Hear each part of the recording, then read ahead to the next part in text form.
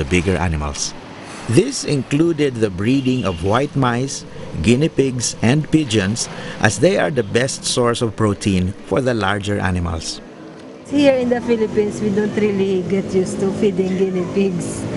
So They look so cute, it's so difficult, no? difficult. But you always have to think in the other animals, they are very cute as well, and they are your priority. So they are more important than the guinea pigs. You just don't look at them when you are feeding. Yes.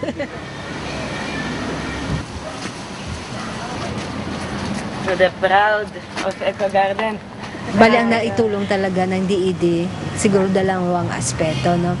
Let's say, ang pinaka-importante, technical aspect sa management ng aming wildlife, veterinary improvement ng education component ng Eco Garden, and second, ang sa amin, educational aspect, it's the integration of environmental education sa curriculum.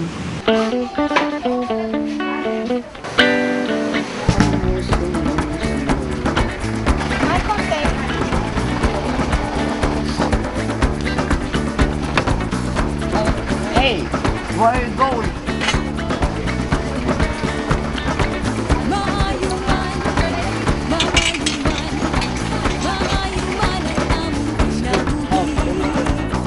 Promoting environmental awareness is the other key responsibility of Cristina in her work for the DED. The educational system here is still very colonial.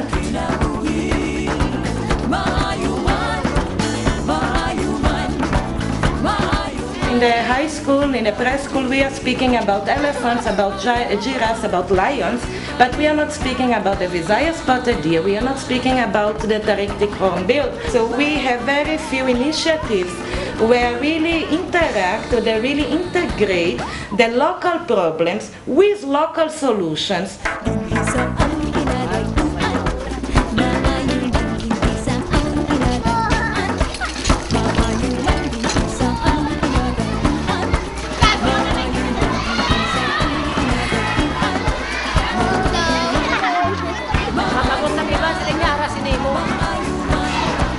Una-una gid nag-invite si Cristina sa consultation meeting upod sa iban nga mga NGO.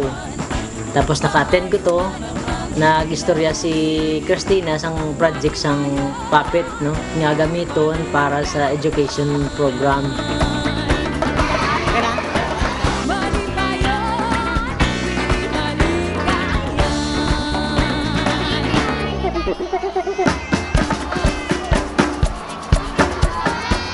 Out of this one workshop, the Animo Puppet Theater Group was born, composed solely of youth volunteers.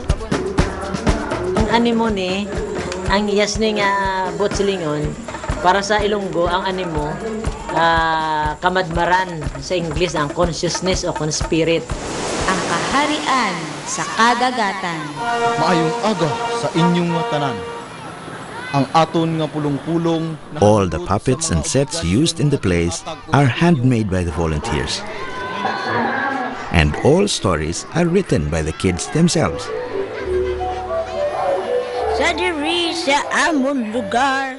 Kapag bumubuo kami ng concept, yun brainstorming, and then after nga ma-create kami sang isa ka storyline or isa ka outline, and then we integrate na dialogues and the proper script setting, and then yun na. Kamu nga mga tao, wala kamo makahibalo. Kung ano na kalala sa inyo ginahimo. To date, Animo has 3 original plays promoting environmental awareness. Napagahinulsulan ninyo initanan. Ang galing naman lang, hindi na pangitar. Hindi inaatod.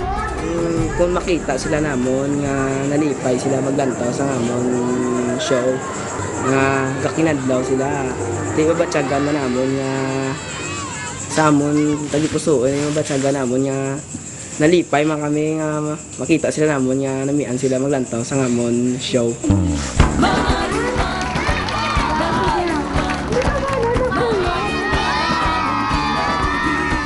They designed the puppet theater to be fully mobile, bringing along a generator so they can perform even in communities with no electricity. In these 3 years' time that this project is running, this project became very, very strong and got a very, very strong identity. So for us, it's really a gift that this project is working in the way how it is. We should do it forever. Pagkatapos ng show, may discussion kami. Namangkot ko sa ila, o ano ang inyong naintindihan sa show. Nagplano sila sa kung ano ginhimo sa ila sa mga tao. Ginamot ba sa mga tao? Ginabuso. Dahil napag-aralan ko yun dito na dapat pala yung kahoy hindi pinuputol, dapat magtatanim tayo para hindi masira yung kagubatan. From the child discovering her place in the environment to the grown-ups rediscovering theirs.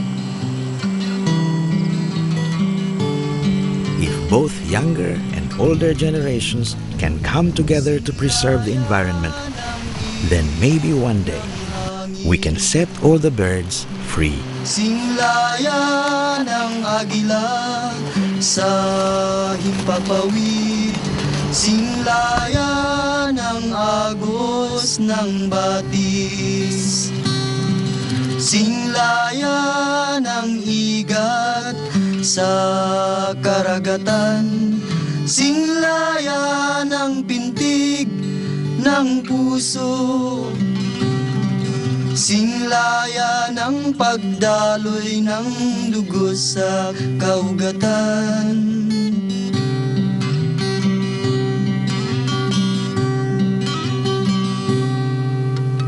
Buhay ay may saysay sa sang maliwanag, kung may kasarinlan